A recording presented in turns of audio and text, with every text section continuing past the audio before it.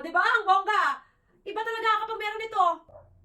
Oh, besh, yan. Yan yung sikreto ko. Alam mo ba kung bakit ang linaw ng mga videos ko? Kasi meron ako nito. Ito yung LED tube light or beauty light, mga moms. Kita mo yan? Yan. Ito siya. Yan. Medyo pricey ito, pero sulit, mga moms. Kasi nga, talaga namang ang ganda ng quality ng video kapag meron itong light na to, mga moms.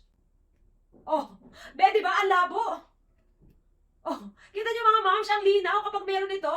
Yan, mga moms, 6 lights na nga yung pinili ko. Kasi meron niyang 2, 4, and 6. So, ito na yung pinili ko kasi ang maganda dito, mga be. Pwede mong paganahin yan. Magbawas ka ng light ng arms yan, mga moms ko. O, diba? Kita mo yan? Isa na lang yung natira.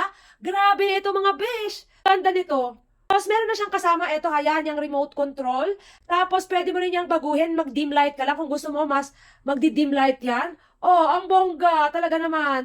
Worth it na worth it to, mga moms. Tapos, may 3 modes pa siya ng light, ha? O, yan, diba? Kita nyo yan? Mas madilaw-dilaw. Yan. And then, yung white lang. And yan, yung mas...